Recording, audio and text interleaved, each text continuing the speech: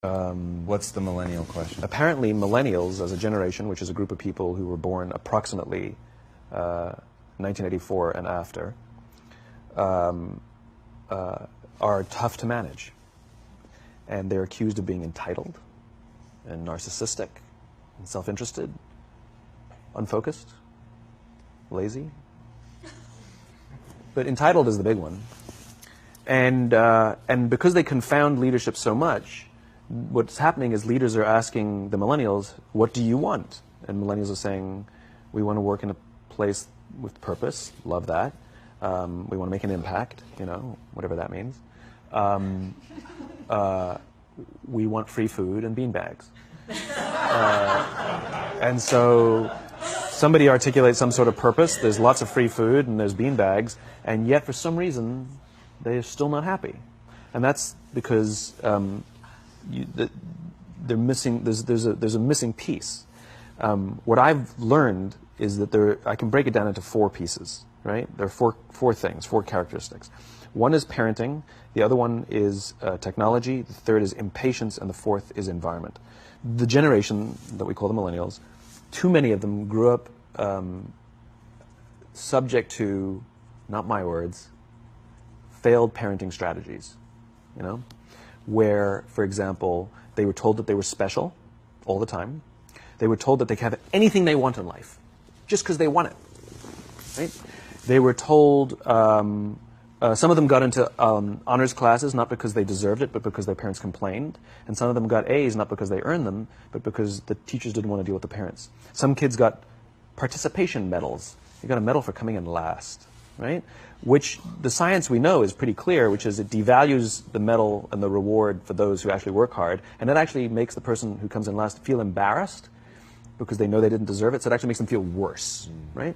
So you take this group of people, and they graduate school, and they get a job, and they're thrust into the real world, and in an instant, they find out they're not special, their moms can't get them a promotion, that you get nothing for coming in last, and by the way, you can't just have it because you want it, right? And in an instant, their entire self-image is shattered. And so you have an entire generation that's growing up with lower self-esteem than previous generations. The other problem, to compound it, is we're growing up in a Facebook, Instagram world. In other words, we're good at putting filters on things. We're good at showing people that life is amazing even though I'm depressed, right? And so everybody sounds tough, and everybody sounds like they got it all figured out. And the reality is there's very little toughness, and most people don't have it figured out. And so when the more senior people say, well, what should we do? They sound like, this is what you got to do. And they have no clue. Right? So you have an entire generation growing up with lower self-esteem than previous generations, right? Through no fault of their own. Through no fault of their own, right? They were dealt a bad hand, right? Now, let's add in technology. We know that engagement with social media and our cell phones releases a chemical called dopamine. That's why when you get a text, it feels good, right? So, we've all had it where you're feeling a little bit down or feeling a bit lonely, and so you send out 10 texts to 10 friends, hi, hi, hi, hi, hi, because it feels good when you get a response, right? Right?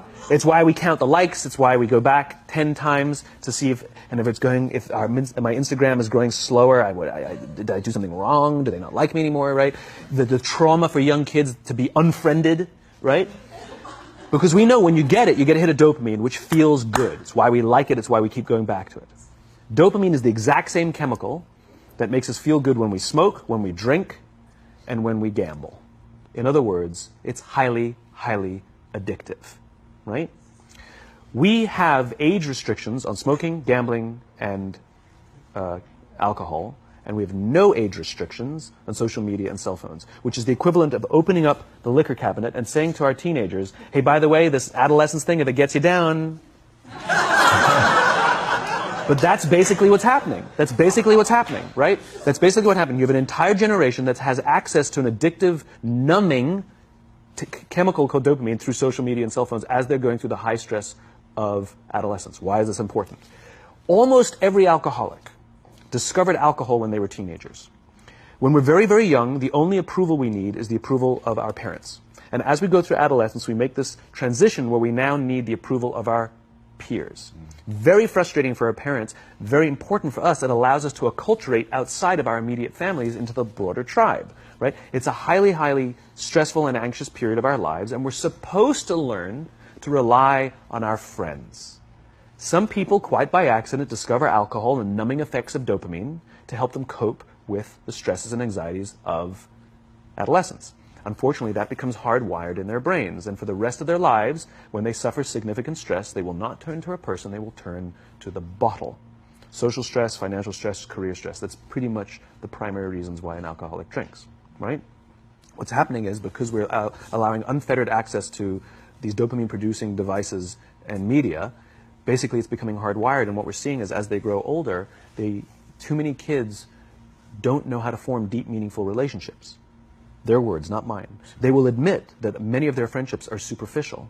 They will admit that their friends, that they don't count on their friends, they don't rely on their friends, they have fun with their friends, but they also know that their friends will cancel on them as something better comes along. Deep, meaningful relationships are not there because they never practice the skill set, and worse, they don't have the coping mechanisms to deal with stress. So when significant stress starts to show up in their lives, they're not turning to a person, they're turning to a device, they're turning to social media, they're turning to these things which offer temporary relief. We know, the science is clear, we know that people who spend more time on Facebook suffer higher rates of depression than people who spend less time on Facebook, right?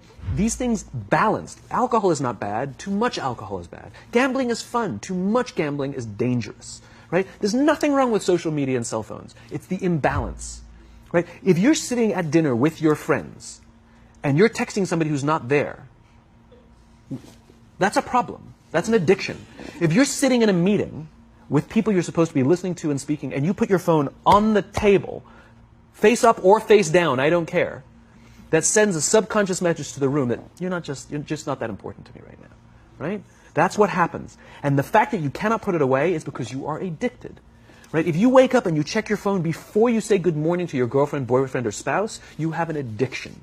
And like all addiction, in time, it'll destroy relationships, it'll cost time, and it'll cost money, and it'll make your life worse, right?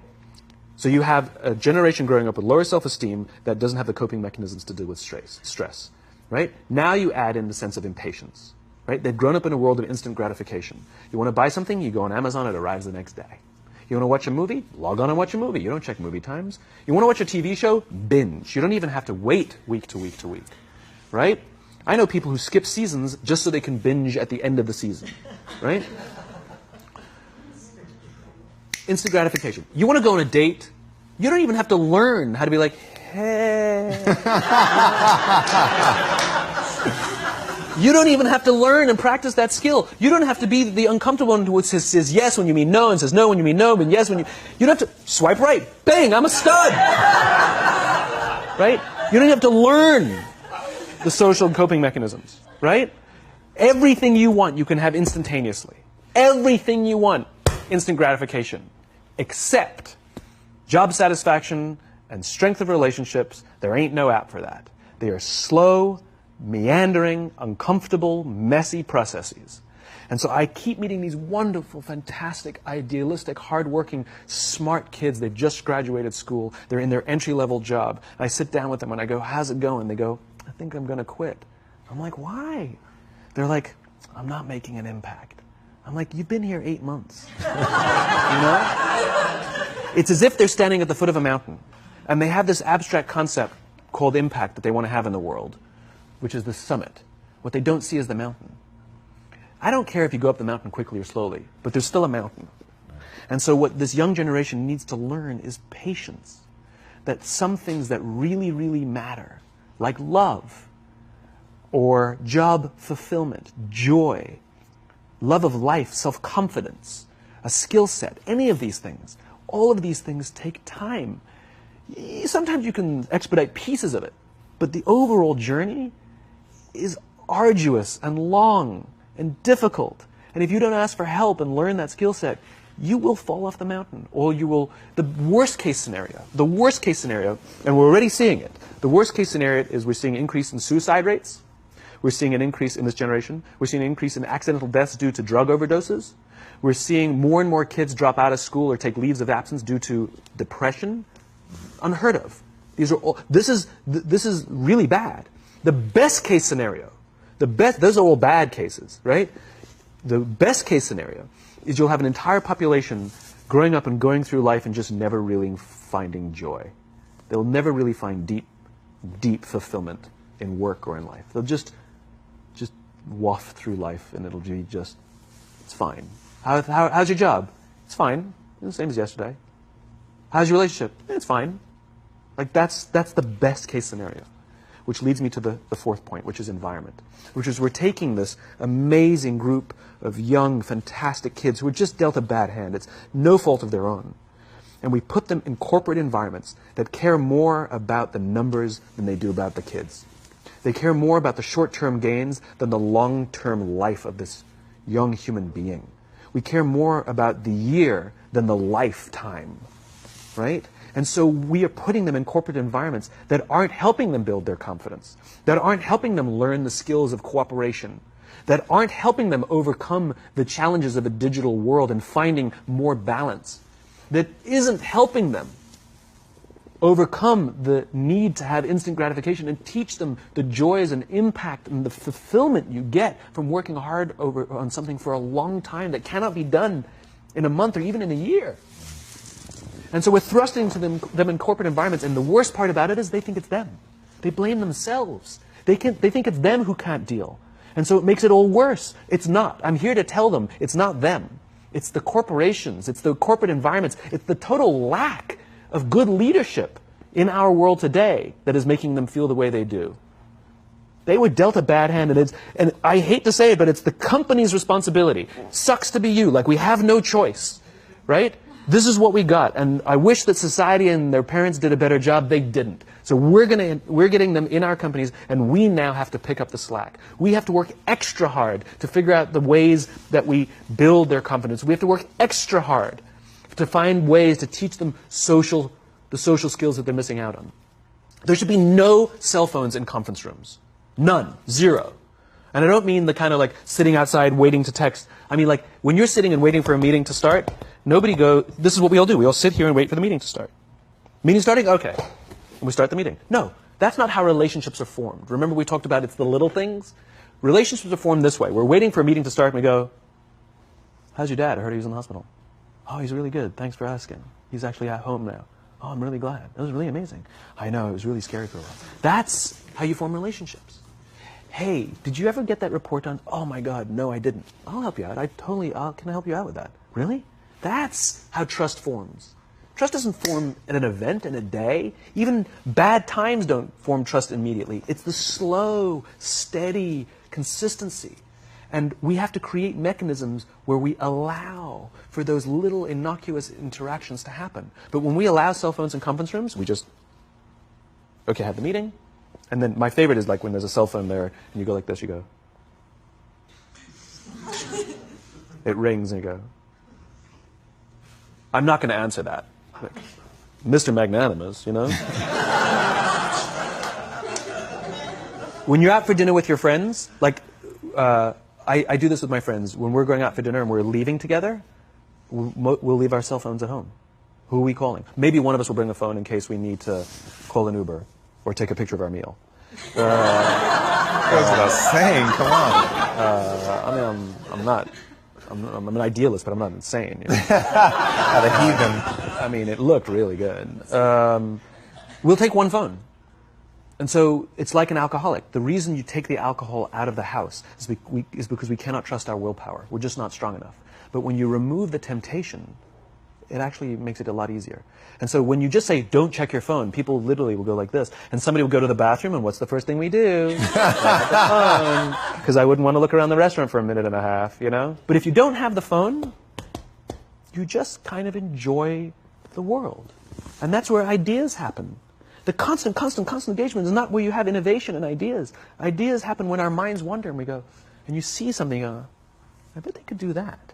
That's called innovation, right? But we're taking away all those little moments, right? You should not, and none of us should charge our phones by our beds. We should be charging our phones in the living rooms, right? Remove the temptation. You wake up in the middle of the night because you can't sleep, you won't check your phone, which makes it worse.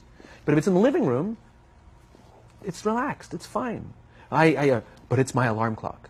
buy an alarm clock. They cost $8, right? I'll buy you an alarm clock.